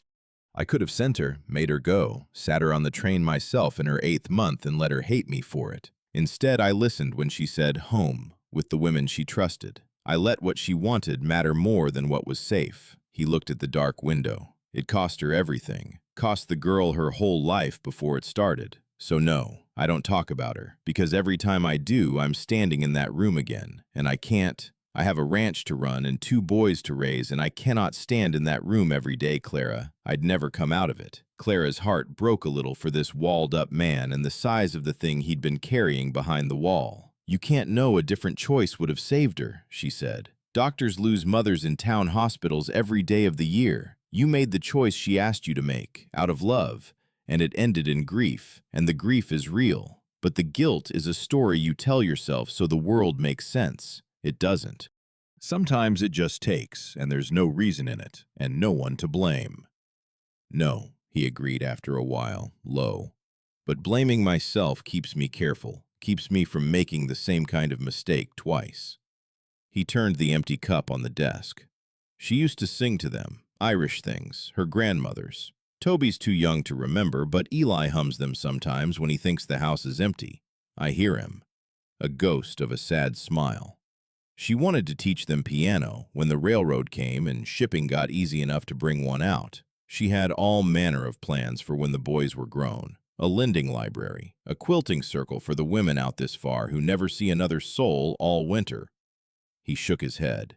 She wasn't just my wife. She was the one who believed there could be more out here than just hanging on. I'm not built that way. I just hang on. Clara felt a pang she did not examine too closely, hearing it. That Hannah had been his partner in dreaming, not only in surviving, and that this was a country of the heart she could not enter because it belonged to a dead woman and always would. She sounds like she was remarkable, Clara said. She was. She was the best of everything out here. He met her eyes, and there was something almost like a warning in it, but a gentle one, a man being fair. Clara, I need you to understand what we have, what we agreed to. It's not that. It can't be that. I don't say it to be cruel. I say it because I won't have you hoping for something that died 2 years ago and waiting on a man who hasn't got it left to give. The words stung for all their fairness. But she had asked for honesty from the start, and here it was, and she would not punish him for handing her exactly what she'd said she wanted. I understand, she said. I'm not hoping for anything beyond what we settled on. I know what this is. And as she said it, she knew it was not entirely true anymore, and she suspected he knew it too, and that the kindest thing either of them could do was let the small lie stand a while longer. Because over these weeks she had begun, without permission and against her own good sense, to hope. Not for the grand thing he was warning her off of, but for something quieter. For partnership, for the friendship of 2 people thrown together who might one day choose each other on purpose. Hearing the depth of his devotion to the woman in the portrait, those small hopes felt suddenly foolish and grasping, and she rose to go before they could show on her face. I'll let you get back to it, she said. Clara, her name stopped her at the door. I'm grateful, for the boys, the house, all of it. I don't want you thinking I'm not. I know. She climbed to Hannah's room and sat at Hannah's writing desk, where another woman had once planned a library and a piano and a future, and she let herself feel the smallness of her own place in this house for exactly as long as it took to brush out her hair. Then she put it away. She had survived worse than an unrequited hope. She had a school to teach in the morning, and two boys who needed her whether or not their father's heart had room, and that, the love she could earn rather than the love she could not have, that would be enough. She had decided long ago to want only what she could actually hold. A soft knock came at the door. Eli, in his nightgown and bare feet. "Couldn't sleep? I heard you and Pa talking, downstairs." His face was solemn. "About Ma, about the baby." Clara's stomach dropped. "How much did you hear?" "Enough. He blames himself. I knew he did. I heard him tell Mr. Stark once, when he thought I was asleep, that it was his fault for letting her stay home." Eli came in and perched on the edge of the chair by the window. "But it wasn't. It wasn't his fault." The boy's fierce loyalty to his father moved her, even as she suspected Jonah's guilt ran far below where any child's reassurance could reach. "Sometimes people blame themselves for things they couldn't control," she said. "It's a way of making sense of something that doesn't have any sense in it. If it's your fault, then at least there was a reason. The truth, that sometimes there's no reason at all, is harder to live with than guilt for some people." "Do you blame yourself for things?" The directness of it caught her flat. "Sometimes." "Like what?" Clara weighed how much truth a 7-year-old could carry and decided he could carry more than most grown men. "When my family lost our farm, back east, I used to think if I'd been cleverer, worked harder, found some way, I could have saved it. I was 19. There was nothing a girl of 19 could have done about a bank and a bad harvest and my father's debts, but that never stopped the thought from coming. I used to think if I'd been better, Ma wouldn't have died. It came out very small. If I hadn't fought with Toby so much, or tracked mud in, or I made a list of all the bad things I did, like if I'd done them less, she'd have stayed." "Oh, Eli." Clara's heart cracked clean across. "Your mother's death had nothing to do with one single thing you did or didn't do. Nothing. Not the mud, not the fighting, not any of it." "I know that, mostly." He looked out at the dark. "But sometimes the bad thoughts come back anyway." She wanted to gather him up and promise him the bad thoughts would never come again. But she had learned not to promise what she couldn't deliver. "That's how grief is," she said instead. "Like weather. Some days it's clear and you hardly feel it, and then a storm rolls in out of nowhere and it's all you can see." The thing to hold on to is that storms pass. They always pass, even when you can't believe it in the middle of one. "Is that why you married Pa? Because of your storm?" The boy's perception kept startling her. "Partly," she admitted. "We all needed shelter from one kind of storm or another." Eli was quiet a while. Then, "Do you think you'll ever love us? For real? Not just take care of us, but love us?" It went straight through every guard she had. "Oh, Eli, I already do." The words surprised her with how true they were the instant they were out. Somewhere in the weeks of buttons and bedtime stories and small confidences traded in dusty rooms, she had come to love these two boys, not as a stand-in for the woman in the portrait, but as themselves, two brave children doing their best in a world that had taken too much from them too young. "Really?"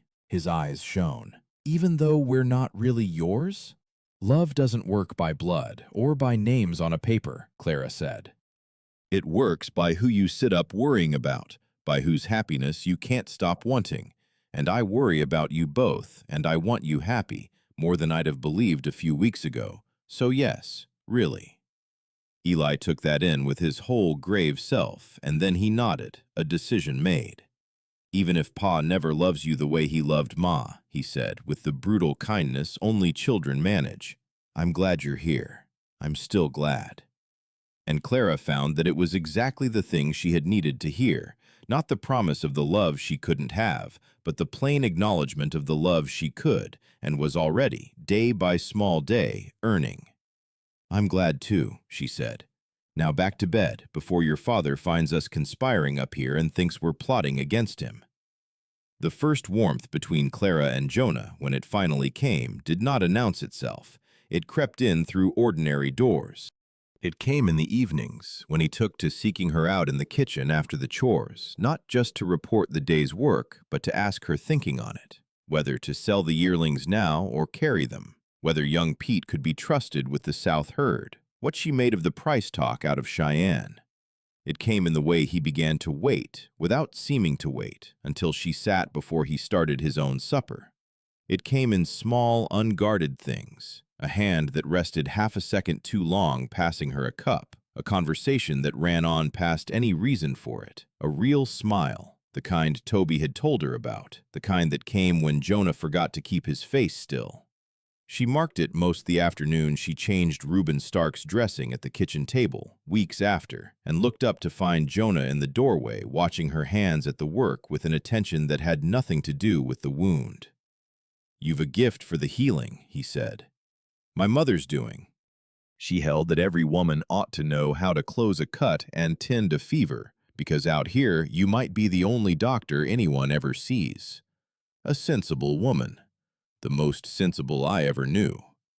Reuben, mending well and bored half to death, cleared his throat to remind them he was still attached to the shoulder. "Couldn't have done better in town, Mrs. Reeves. I mean that." She felt the heat rise at the praise and bent to her bandaging. Just doing what wants doing. But later, with Reuben gone back to the bunkhouse and the boys at their evening chores, Jonah found her again, and the way he said her name had changed. Gone softer at the edges, more careful, more particular. Clara, that night, the men in the house, the shotgun. He stopped, as if he'd been carrying the words around, looking for the place to set them down. "I keep coming back to it. You could have gone down that cellar with the boys. Nobody on earth would have faulted you. Instead, you stood in the hall and put a charge of buckshot in a man to keep them off that door." She paused in her work. "I was protecting my family." "That's just it." He took a step nearer. "When did they turn into your family? In your own head, I mean. When did that happen?" Clara considered it seriously, as she did anything that mattered, because he had taught her to. "I don't think there was a single day. It came on like the thaw. You don't see the moment the ice goes. You just look up one morning and it's water. Watching Eli fight his letters and feeling proud fit to burst when he won.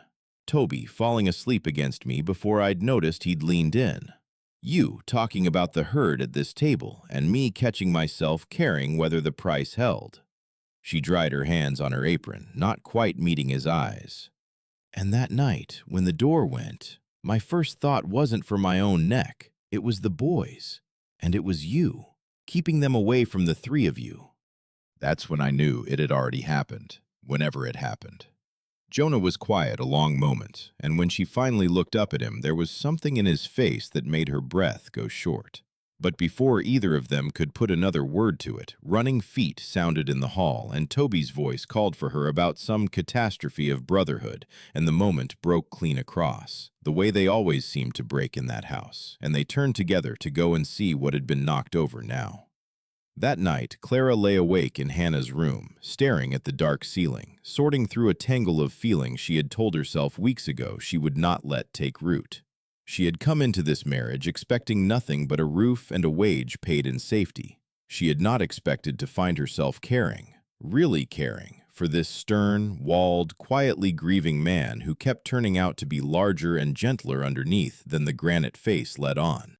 And worse, more dangerous than the caring itself, she had begun to suspect that her own feelings had outrun gratitude and partnership some while back, and were standing now in country he had warned her plainly not to enter. When he gave her one of those unguarded smiles, something turned over in her chest. When he asked her opinion and weighed it like it counted, she felt valued in a way Edward Garrow had never once made her feel in 2 years of courting. And when he'd stood close in the hall after the shooting, looking at her like she was something other than useful, she had wanted nothing in the world so much as to step into him and find out what being truly wanted might feel like. The wanting was both the sweetest and most frightening thing she had felt in years. She did not know what to do with it, so she did what she had always done with feelings she couldn't afford.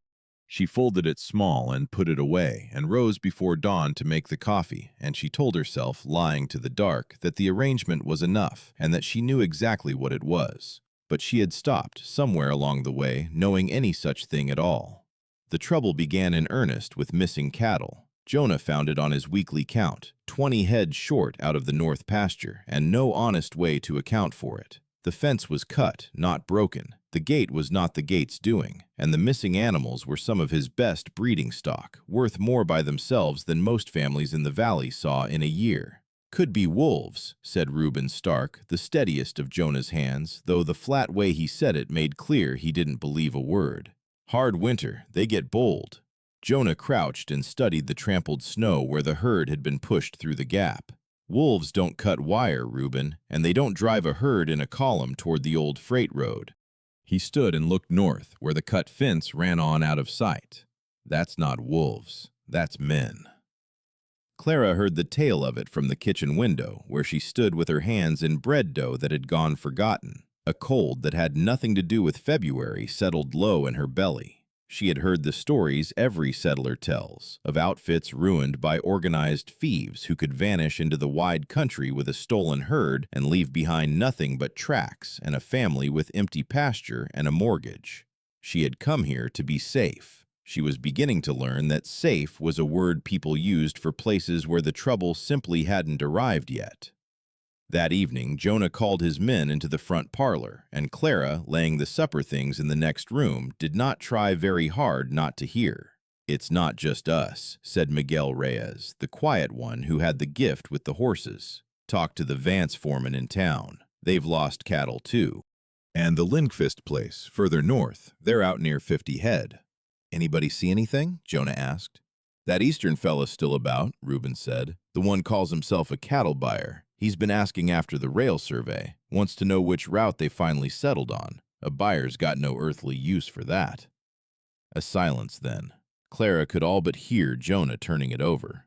"The railroad," he said at last, slow, as a man says a thing he's only just seen the whole of.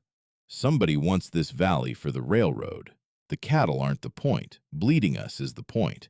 Make it too dear to hold the land and we sell cheap, and whoever's behind it buys up the right-of-way for pennies before the rail company comes through and pays a fortune for it." The pieces fit together with an ugly neatness. It was not theft, it was a siege, conducted slow, with cattle for the first casualties. "What do we do, Mr. Reeves?" That was the youngest hand, a boy named Pete Sorensen, barely 17 and new to the work. "We watch, we ride in pairs, we protect what's ours, and we don't give them the satisfaction of running."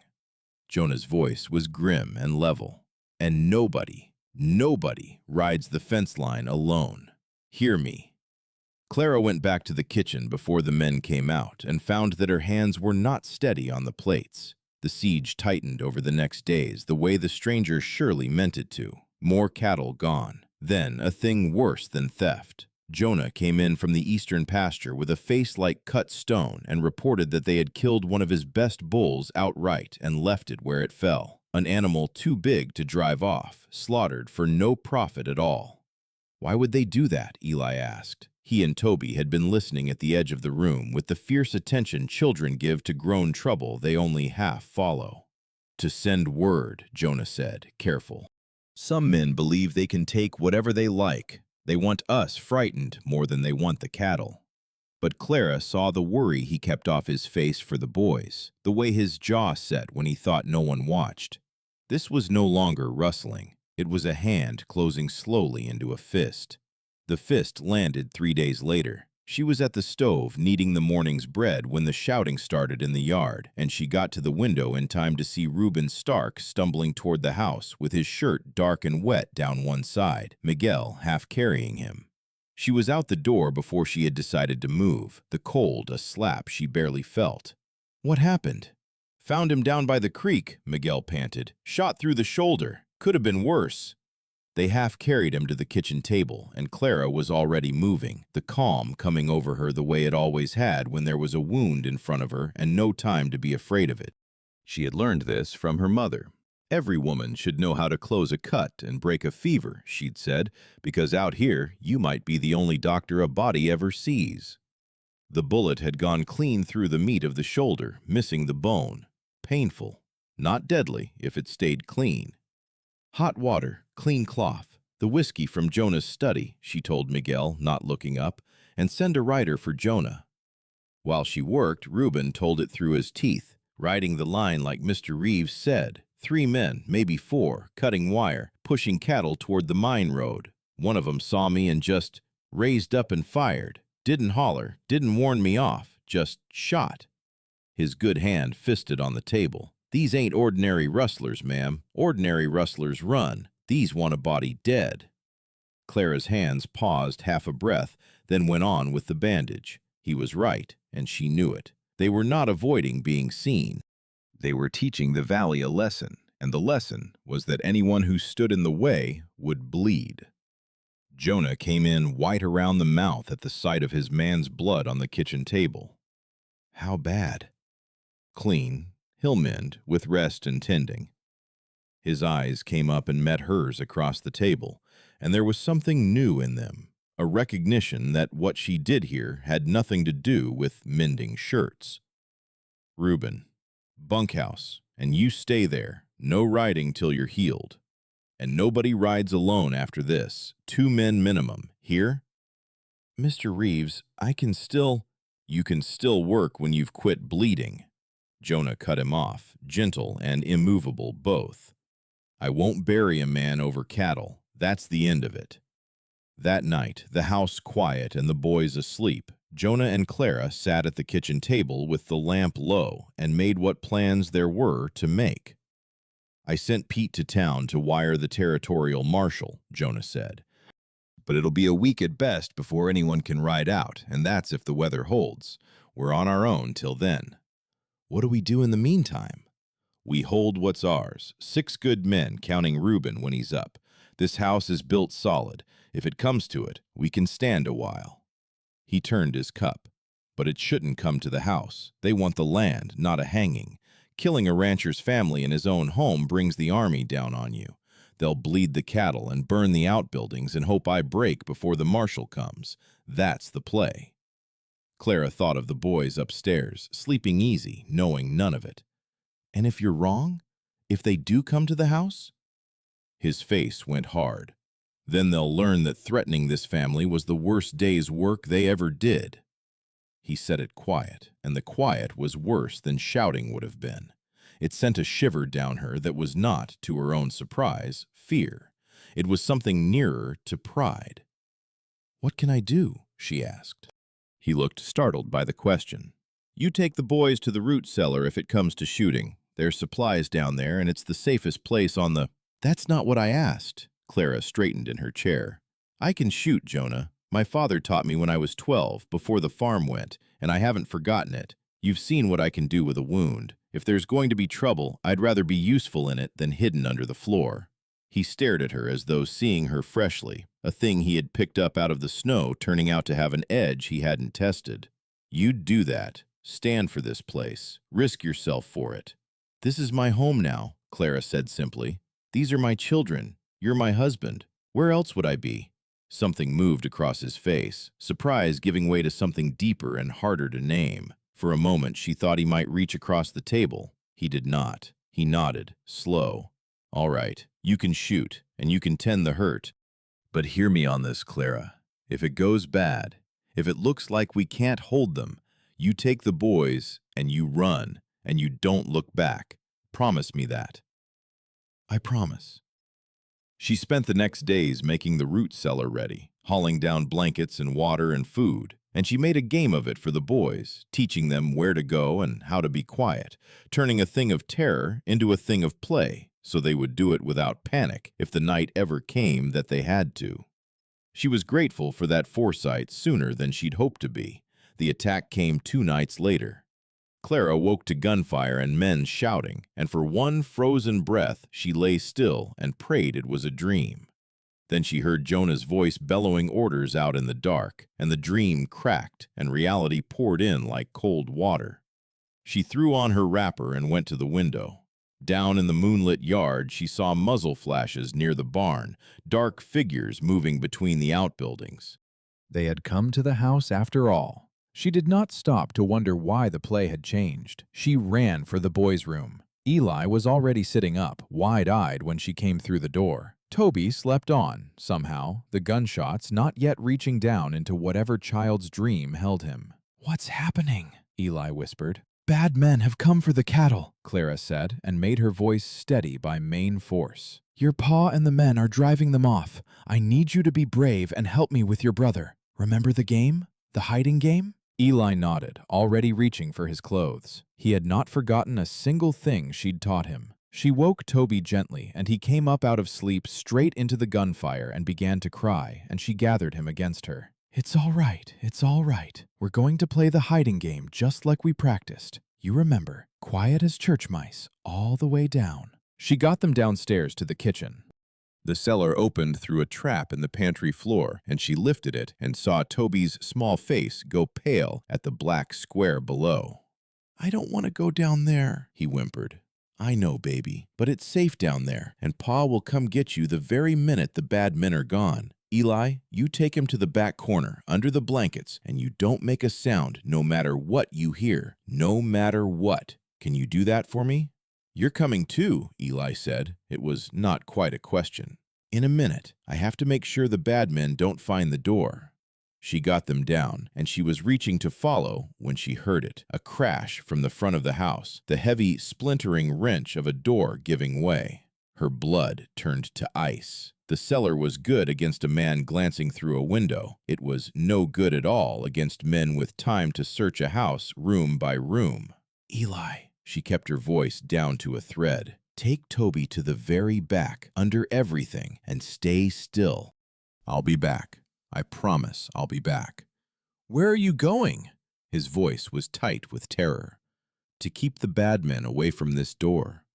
She lowered the trap and dragged a sack of flour and a crate of tins over it the way she'd planned. Fast, her hands knowing the work because she had practiced this too, in her head, every night for a week. Then she crossed to the kitchen door where Jonah's shotgun hung on its pegs, the gun she had learned to load and fire in her first week on the ranch, in the cold gray dawns before anyone else was up, and she took it down and broke it and checked the loads and snapped it shut. The front door had already given. She heard boots in the hall, 2 sets, men moving with the easy confidence of people who expected no one to stand against them. She stepped out of the kitchen into the mouth of the hall, and she raised the shotgun, and she leveled it at the dark shapes coming toward her. "This is private property." Her voice came out steadier than she had any right to expect. "You'll turn around and leave. Now." One of them laughed, a short, ugly sound. "Well now, Reeves's new bride, playing soldier. Put it down, schoolmarm, before you hurt yourself." "Last warning," Clara said. They were not afraid of her. She could see it even in the dark, the way they shifted, sure she was bluffing, sure that a schoolteacher turned rancher's wife would never bring herself to pull the trigger on a living man. They were wrong. When the first one took a step toward her, Clara fired. The blast filled the house like thunder, and the man went down screaming, clutching his leg below the knee, and before the second could bring his pistol up, she had broken the gun, swept the spent shell out, thumbed in the fresh one, and snapped it closed. The motions her father had drilled into her on the Ohio farm until they lived in her hands and not her head. "The next one goes in your chest," she said. "I won't warn you again." "I find I don't have it in me to."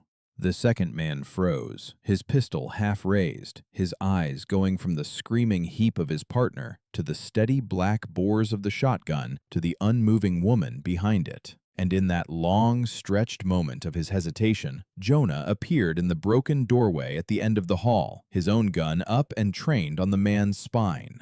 "The smart play," Jonah said, very quiet, "is to set that down." The fight went out of them after that, fast. The wounded one lay groaning and bleeding, but in no danger of dying, and his partner proved a good deal keener on surrendering than on dying for another man's railroad. Jonah bound their hands, while outside the gunfire stuttered and died, his men driving off the rest into the dark. And only then, with the danger past, did Clara begin to shake. The thing that had carried her down the stairs and through the loading of the gun drained out of her all at once, and her knees went, and she put a hand to the wall to keep upright. Jonah crossed to her, and, with a gentleness that sat strangely on a man who'd just trussed two outlaws, took the shotgun from her hands before her shaking could discharge it. "Clara," his voice had gone soft, almost wondering, "are you hurt?" She shook her head. She did not trust her voice. "The boys?" "Cellar," she managed. "Safe. I covered the door."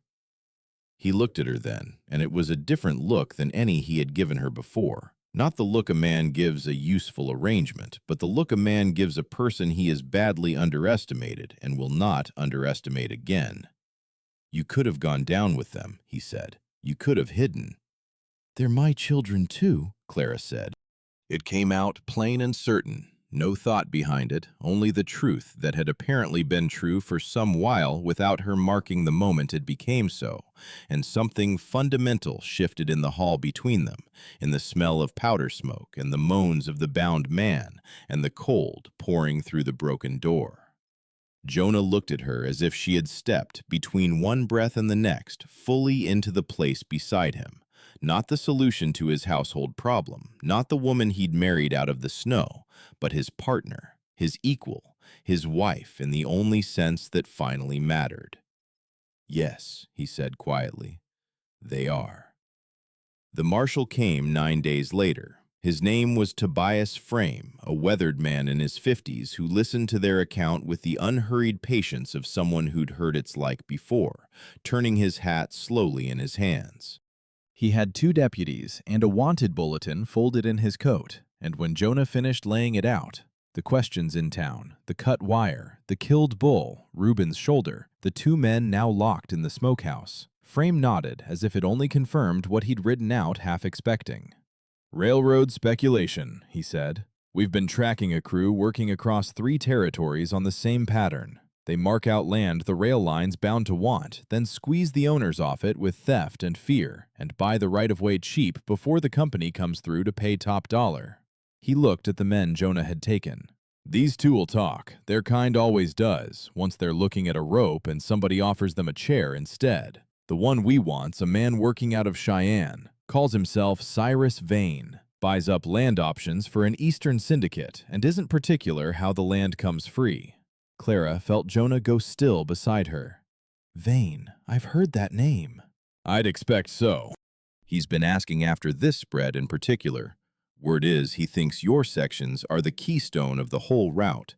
Get the Reeves land and the rest falls, which is why," Frame added dryly, "you got the house visit when the others only lost cattle. He's run out of patience with you." It would have been easy, then, for the story to end the way such stories often do, with the marshal riding off to do his work somewhere out of sight, and a letter arriving weeks later to say it was done. But that was not how it went, and Clara was there to see that it wasn't.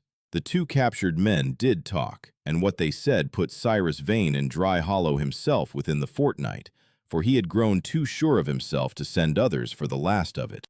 He came to take the Reeves land in person, the way a man comes to collect a debt he's certain of, riding into town with 2 hired guns and a folder of papers and the easy confidence of someone who had broken better men than a cattle rancher and his schoolteacher wife. He did not know the marshal was already there. Jonah had refused to be kept clear of it. "It's my land he's come for, and my man he had shot," he told Frame flatly, and Frame, who had met stubborn ranchers before, allowed that an extra steady gun would not hurt. So it was that on a bright, cold morning, Cyrus Vane walked into the front room of the Dry Hollow land office with his papers in hand to file his cheaply bought options, and found Marshal Tobias Frame sitting in the clerk's chair, and Jonah Reeves standing against the wall with his arms folded, and the clerk himself gone conveniently to breakfast. Clara was not in the room.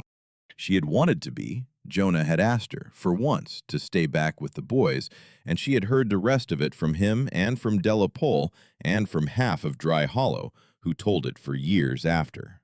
How Vane had taken in the room in a single glance and not so much as blinked. How he had set his papers on the counter and offered, smooth as creek-polished stone, to buy the Reeves sections at a fair price, a generous price, far more than the cattle losses, and save everyone a great deal of further unpleasantness. How Jonah had said nothing at all, only watched him.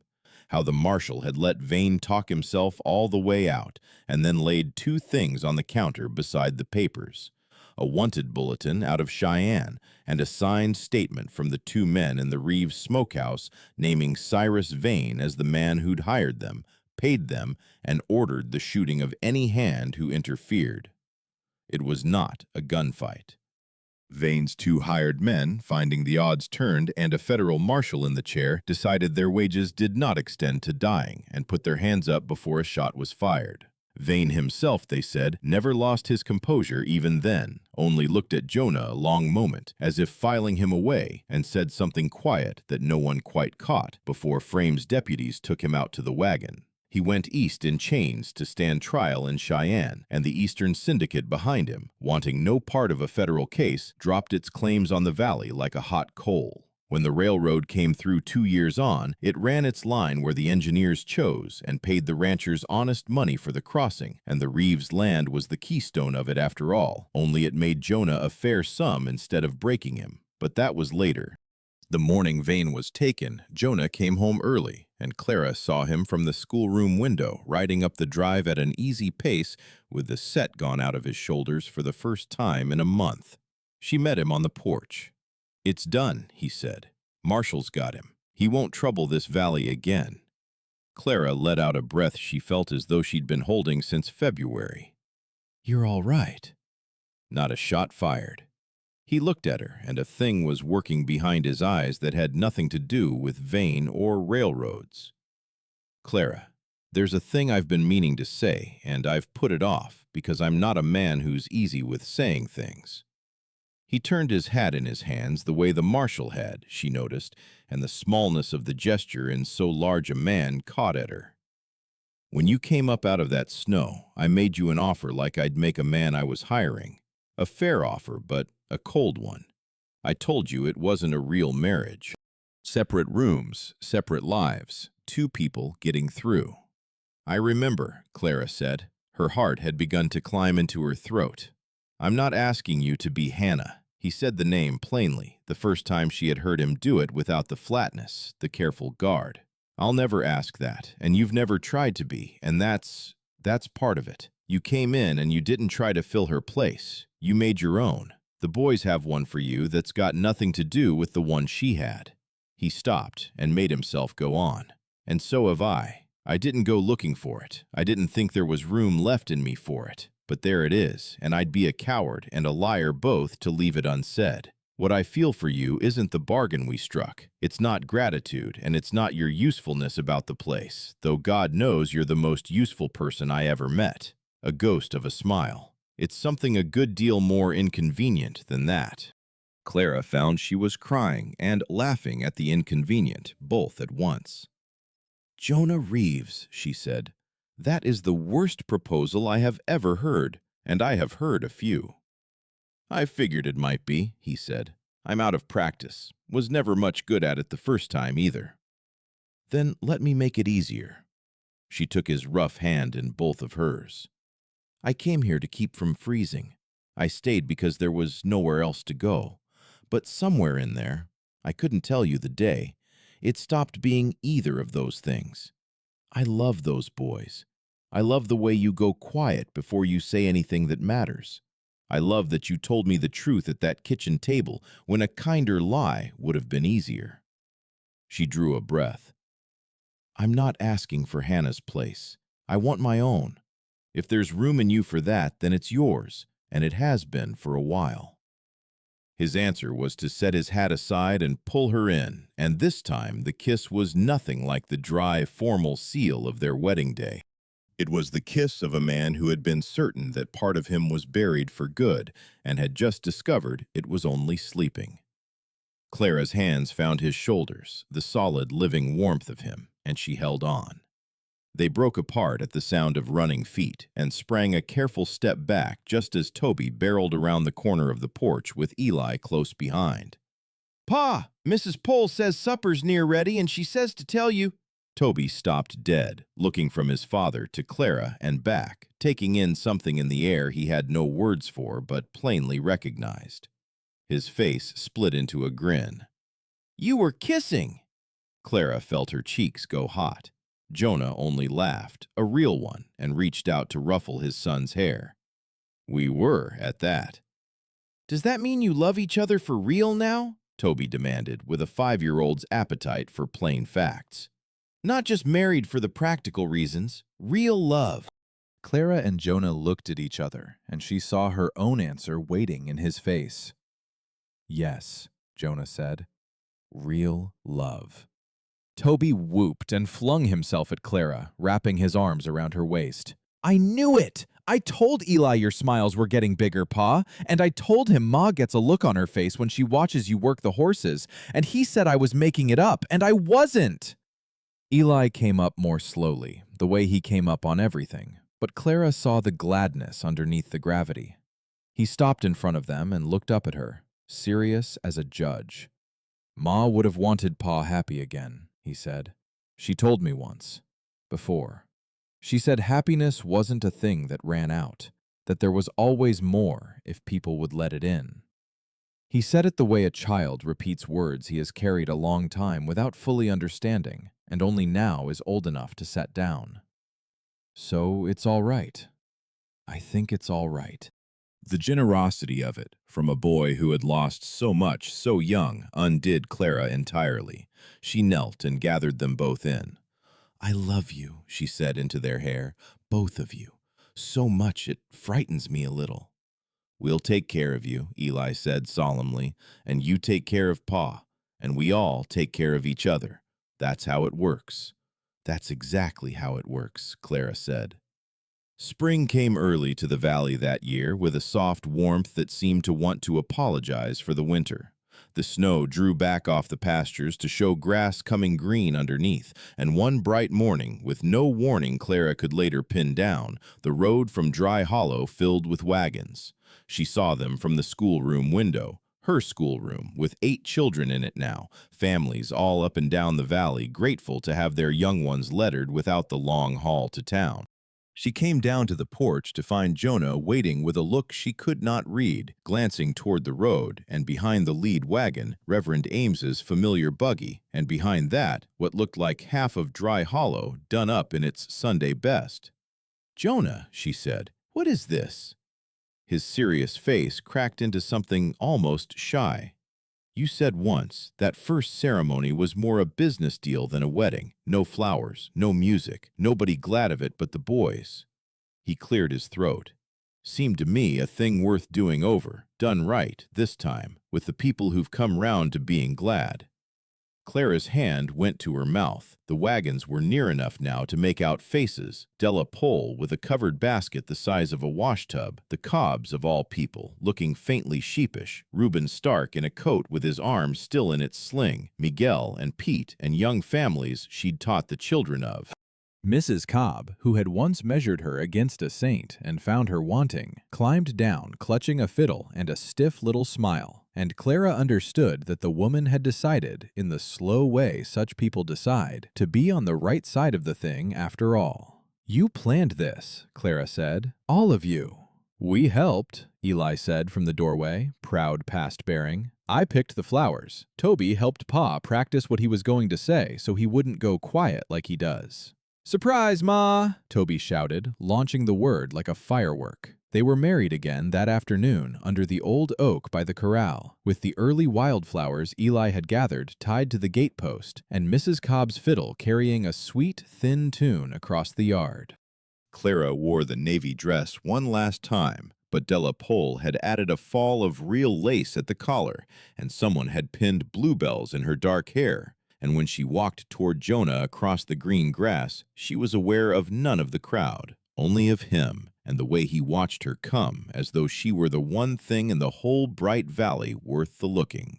This time, when Reverend Ames asked whether she would take Jonah Reeves to be her husband, there was no 8 days' acquaintance behind it, and no shotgun winter, and no bargain. There was only a season of having chosen each other, over and over, in the small, hard ways that actually count. Her "I will" rang out clear across the yard, and Eli, standing up beside his father in a collar he'd fought all morning, grinned like it was the first wedding the world had ever held.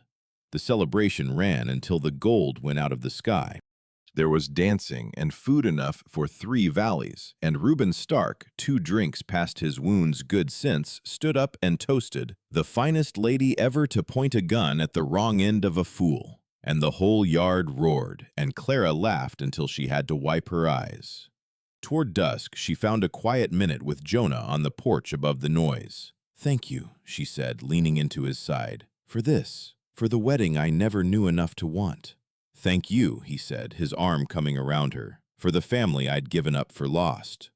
Below them, the fiddle started up again, and Toby's voice rose, calling them down to dance. Clara did not move just yet. She looked out over the lantern-lit yard, at people who had once whispered behind their hands, now laughing in her husband's dooryard, at her 2 boys teaching a knot to a smaller child, at the long green country running out to the foothills where the worst of the winter had spent itself and gone.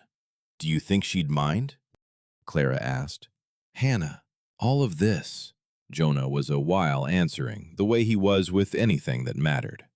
"I think," he said finally, "she'd have liked you. I think that's the part I didn't expect. Not that I could love again, I'd half made my peace that I couldn't, but that the woman I'd love would be one Hannah would have sat right down at her own table and been glad to know." He pressed his lips to the top of her head. "That's as near a blessing as I know how to ask for."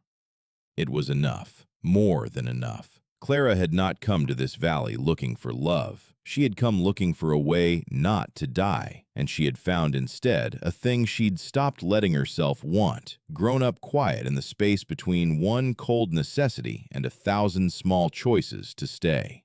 She thought of the woman who had stood at the iron gate with 3 silver dollars and nowhere on earth to go, and she found she could hardly call that woman to mind anymore. She had become someone else somewhere along the way, without ever marking the day it happened. "Pa, Ma, come dance!" They went down together into the light and the music, and Jonah swung her into a reel while the children clapped and the fiddle sawed and the lanterns swayed in the first warm wind of the year. And later, much later, when the last wagon had rocked off down the road and the boys had been put to bed wound up tight with the best day of their lives, Clara and Jonah stood in their own kitchen washing the last of the dishes, side by side, the way they had on her first night under his roof when they were strangers, bound by a bargain and nothing more. "Any regrets?" Jonah asked, hanging the towel, "about the road that brought you here?" Clara thought about it honestly, because he had taught her that the things that mattered deserved an honest pause. The lost farm, the cold letter from a man whose name she could no longer summon any feeling about. The blizzard, the gate, the bargain struck at this very table, every hard mile of it. "Not one," she said.